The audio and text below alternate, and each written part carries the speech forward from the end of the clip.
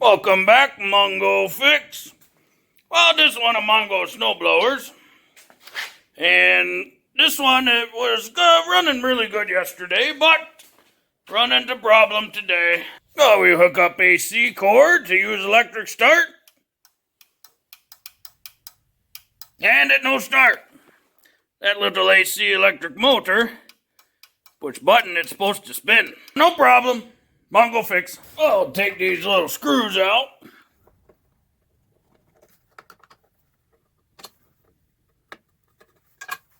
And remove our spark plug thing, and that dangles out nice. These little electric motors got 3 bolts that hold them in. So these two down here, 3/8. And that one way in there, that one's 7/16. And it got a little bracket here that align with inside the fuel tank. So gotta be sure that bracket go on the right way, but this is that little fuel bracket. So it go in like that, and this little notch go in the fuel tank, that little notch in fuel tank.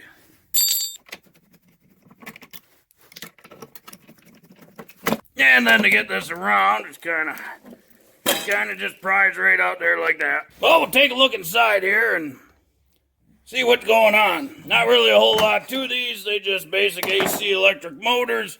And then they got a little gear inside there. So that way when it spins, it forces this out and it contact the flywheel of the engine. And that's what causes it to spin. So not really a whole lot to these. Couple 5/16 bolts on the back.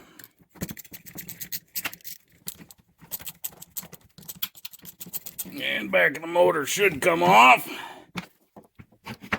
That needs a little persuasion.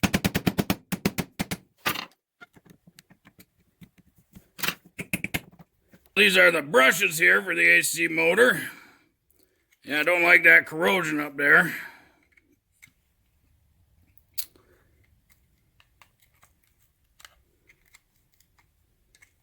Brush spring's still in good shape. Well, it seemed to spin good enough. Well, we get some electrical contact cleaner, because this is all electrical contacts in here.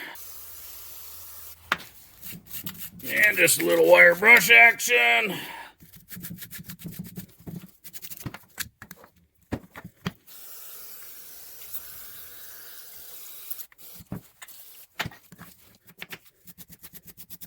So to feed this back in, we'll slide the armature back in and you see all these brushes in the way. So we just gotta carefully, one at a time, feed the brushes back into their spring spots, their holders.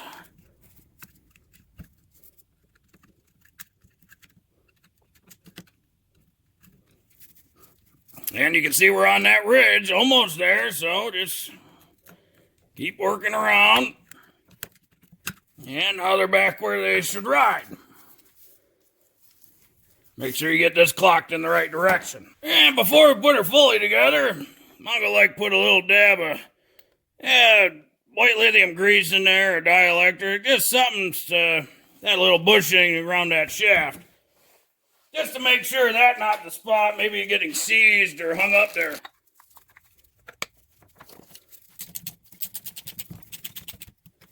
And now we can test it, see if that was the issue. So we'll plug our cord back in. What actually in there? Assume there's some sort of set of contacts for that button, but let's take a look. See how she opened, not really sure. Assuming, yep, that pry down. Look like there's a little gasket in there. Oh yeah, looks like some more leads. Yep, definitely some contacts in there. Well, let's get her out of there, see what she look like. Pretty simple design. That little switch seemed basic enough. Well, let's see what's inside the switch. I assume I need some channel locks, because this is probably plastic welded together. Alright, so put the switch back together, and so power come in one side, come up and stop on this plate, and way inside there, a couple contacts, and when you push the button, it pushes those contacts together.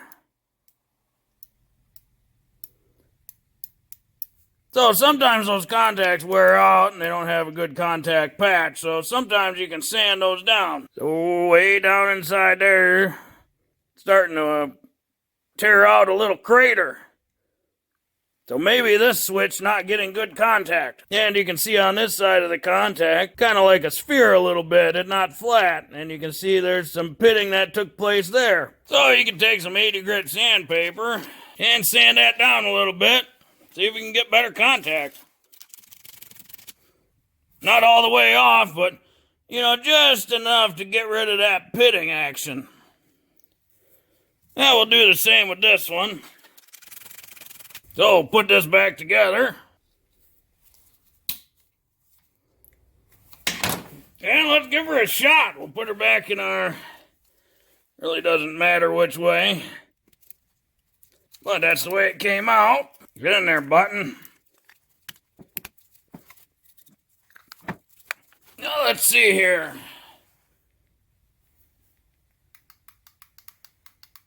Nope, still nothing, so it for sure motor problem. So check it out online, and these electric start units, they go for about 60 to 100 bucks, depending on what part you need, because they make a whole bunch of different types, and where you buy from.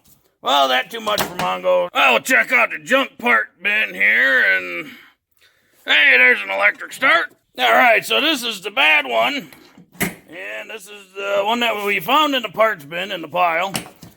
So obviously, let's see, this cord quite a bit longer than that one, and the button looks similar, quite a bit taller than that one, but still got 3-prong. So let's see the brackets. Yeah, brackets look real similar like. So we'll put this one, see if it works. Well, we'll test this from the junk pile first.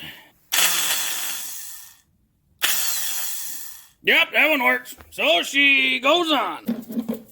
Oh, we snake that cord around just like before. There we go. Very nice. We get line up some holes and bolts, and we get some bolts in there. Don't forget about your fuel tank bracket thing.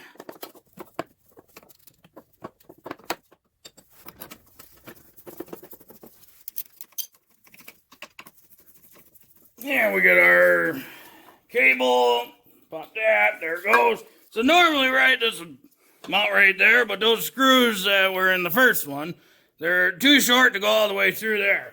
So we'll have to get kind of creative or go to the store and buy some longer screws. For now, just sit her there, because got snow to get out of here. Well, we hook her up and give her a shot, see what happens.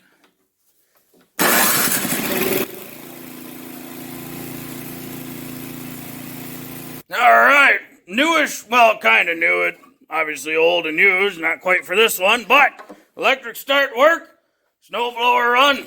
So, hopefully this video will help you if you ever have to replace electric starter on your snowblower.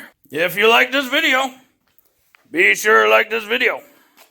If you like this video and other videos from Mongo Fix, be sure to subscribe. Mongo always working on all sorts of stuff. Show you how to replace electric starter if you need to on your snowblower. It's pretty simple. Mongo, thank you.